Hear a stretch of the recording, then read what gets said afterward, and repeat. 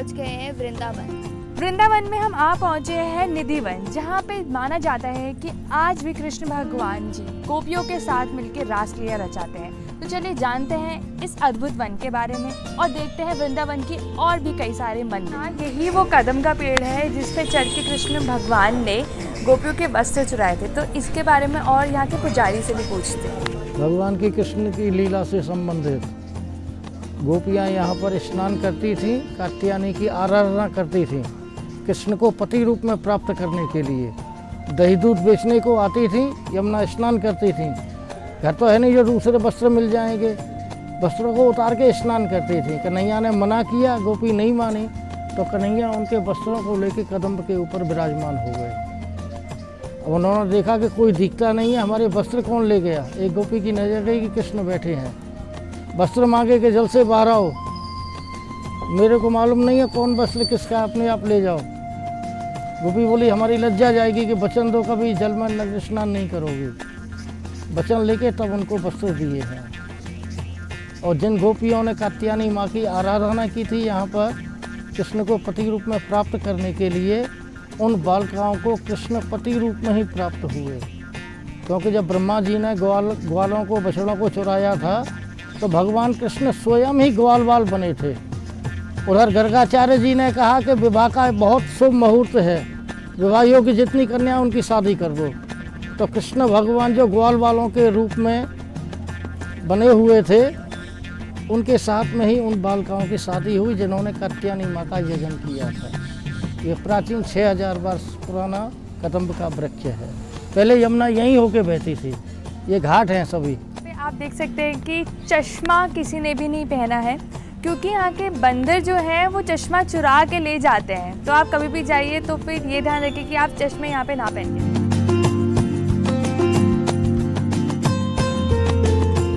तो अभी आप हमारे पीछे देख रहे हैं निधिवन। तो हम अभी अंकल जी से पूछना चाहेंगे कि निधिवन में क्या क्या चीज़ें हैं जो अभी भी मशहूर है और कैसे कैसे कृष्ण भगवान यहाँ पे रासलीला करते हैं। कृष्ण की गोपियाँ हैं। ये जो आप देख रहे हैं ये यहाँ निधिवन है। ये स्वामी हरिदास जी की स्थली है, जहाँ स्वामी हरिदास जी विश्व विख्यात संगीतज्ञ थे।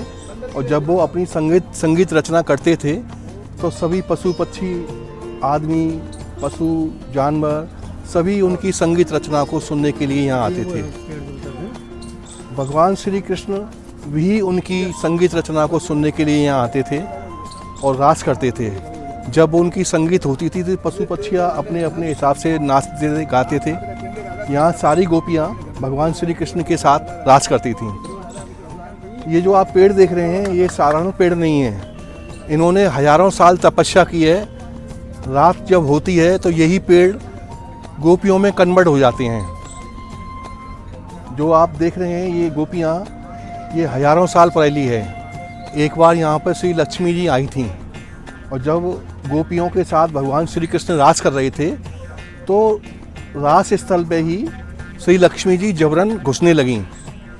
तो गोपियों ने कहा कि भगवान श्री कृष्ण ने मना किया है, इसलिए आप इस रास में भाग नहीं ले सकती हैं और इस रास की आप भागीदार नहीं हैं। तो लक्ष्मी जी ने यह कहा कि आपकी औकात क्या है जो आप मुझको रोक रही हैं। मैं लक्ष्मी हूँ और आप एक साधारण गोपियाँ हैं और आप मुझको नाचने से और रास करने से रोक रही हैं।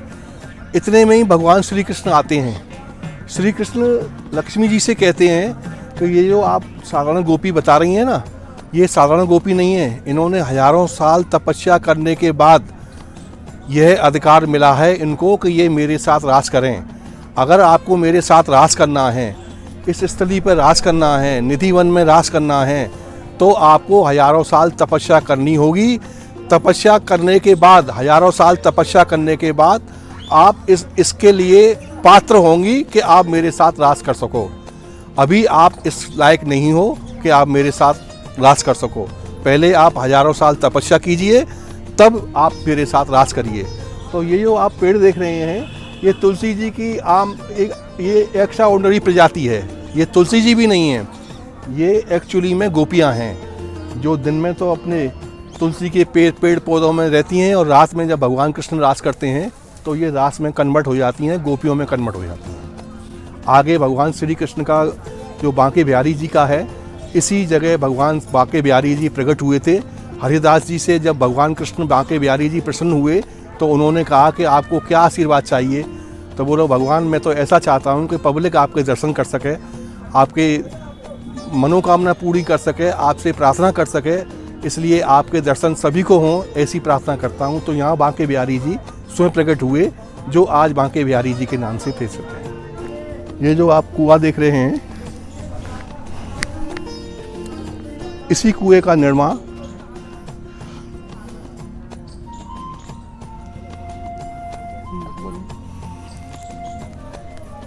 जब गोपियों को रात में रास करते करते जब उनको प्यास लगी तो उन्होंने भगवान श्री कृष्ण से अनुरोध किया, बांके बिहारी जी से अनुरोध किया कि हमको प्यास लगी हुई है, हम पानी पीने कहाँ जाएं। तो भगवान कृष्ण जिस बंसी से बांसुरी बजा रहे थे, उसी बांसुरी से उन्होंने यहाँ भगवान ने इस कुएं का निर्माण कराया, जिससे कि गोपियों की प्यास पानी पी सकें, उनकी प्यास बुझ सके। ये हरिदास जी की स्थली है, निधिवन इनको कहते हैं। यहीं भगवान बांके बिहारी जी का जन्म हुआ, एक से यही प्रकट स्थल है। यहीं दोनों भगवान कृष्ण ने ये नेचुरली ऐसा बनाया है, जोड़ियाँ बनाई हैं। ऐसी मान्यता है जहाँ जो पति पत्नी भाई बहन वगैरह जहाँ दर्शन करते हैं, उनका जोड़ा बना रहता है। इस तरह से भगवान कृष्ण का आशीर्वाद है।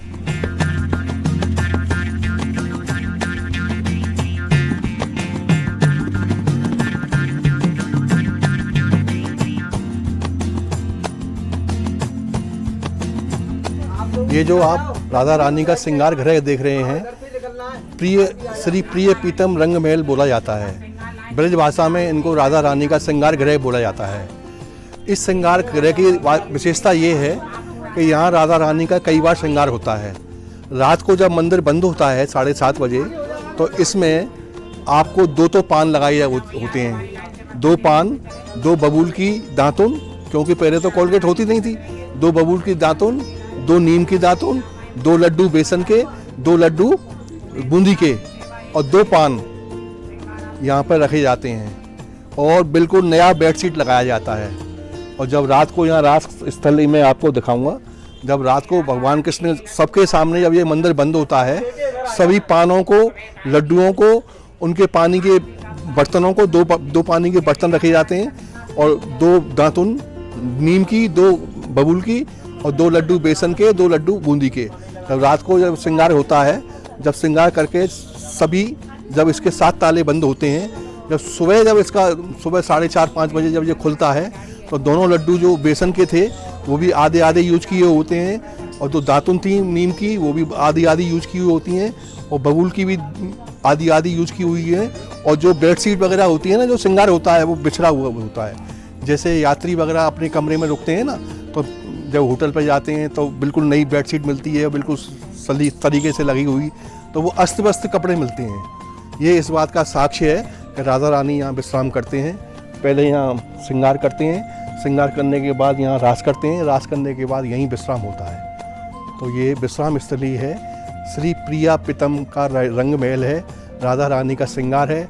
यहाँ का जो सिंदूर होता है वो पति पत्नी के लिए बहुत ही महत्व है। पत्नियों के लिए, लड़कियों के लिए सिंदूर ले लीजिए, जो बहुत ही फायदा करता है। तो यश भी देता है, व्यापार में तरक्की भी देता है, आयु में वृद्धि भी करता है, बहुत तरह के फायदे देता है। एक तरह से राधा रानी का आशीर्वाद है।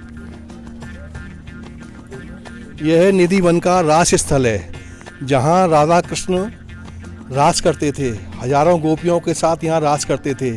यह परंपरा आज भी जीवित है। रात को जब 7:30 बजे के बाद जब मंदिर बंद हो जाता है, तो 1-1.5 घंटे के बाद यहाँ घुंघरुओं की, पाजेबों की और रास करने की आवाज़ें आती हैं। ऐसी मान्यता है कि राधा कृष्ण शाम को डेली यहाँ पर रास करते हैं।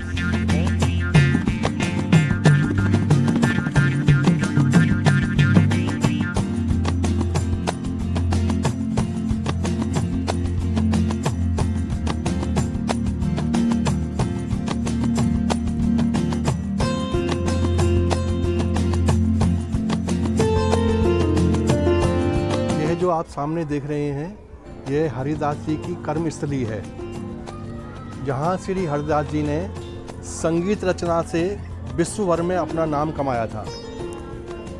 श्री हरिदास जी की संगीत शैली इतनी ज़बरदस्त थी कि आसपास के सभी पशु पक्षी, नर नारी, ईश्वर भगवान, देवी देवता सभी उनके संगीत सुनने के लिए यहाँ पधारते थे। यहीं उनका कर्मस्थली थी, यहीं उनकी समाधि बनी हुई है। ऐसी मान्यता है कि कोई भी गायक या कोई भी संगीतक कोई भी जब पहला गाना या कोई नई संगीत रचना सीखता है तो सबसे पहले आशीर्वाद श्री हरिदास जी का लेता है।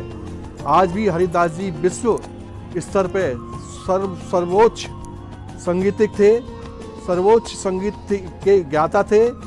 आज उन्हीं के शिष्य, जितने भी शिष्य हैं, चाहे वो फिल्म इंडस्ट्रीज में हो चाहे कहीं पे भी हो, सब सर्वप्रथम यहाँ पर आशीर्वाद लेते हैं, यहाँ पे पहले गाना गाते हैं, यहाँ संगीत की रचना करते हैं, यहाँ संगीत का अभ्यास करते हैं। सबसे पहले श्री हरिदास जी का आशीर्वाद प्रदान करते हैं। यह हरिदास जी की कर्मस्थली भी है और ये मरण स्थली भी है। यहीं उनकी समाधि स्थल है और यहीं उनका जन्म स्थल है। यहीं भगवान श्री कृष्ण के उन्हीं की संगीत की वजह से, उन्हीं की संगीत रचना की वजह से बांके बिहारी जी का प्राटिका जो अभी मैंने बताया वहाँ हुआ था। बांके बिहारी जी को स्वयं प्रकट हुए। हरिदास जी की संगीत से प्रसन्न होकर भगवान श्री कृष्ण ने उनको आशीर्वाद दिया। उन्होंने कहा कि मुझको आपकी दर्शन चाहिए, आपकी मूर्ति चाहिए, आपका आशीर्वाद चाहिए। तो बांके बिहारी जी ने स्वयं प्रकट होकर के यहाँ प्रकट हुए, जो बांके बिहारी मंदिर के नाम से फेमस है।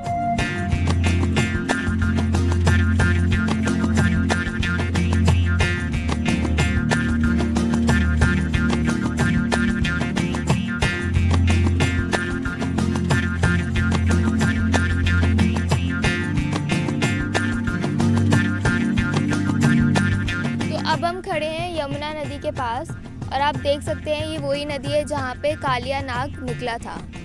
तो अभी भी ये नदी काली है और अगर आप दिन में आएंगे तो आप यहाँ पे बोटिंग वगैरह भी कर सकते हैं। आप यहाँ पे देख सकते हैं। तो आपको हमारा ये आगरा मथुरा वृंदावन का सीरीज़ कैसा लगा हमें ज़रूर बताएं और हमें कमेंट करके ज़रूर लिखिए कि आप यहाँ पर आए तो आप लोगों को ये जगह कैसे लगी। ऑल्सो आप लाइक, शेयर और सब्सक्राइब भी कर सकते हैं। और हमारा एक दूसरा चैनल है लिटिल एंजल्स ग्रूमिंग किड्स, आप उसको भी जाके विजिट कर सकते हैं। Thank you so much. Radhe Radhe.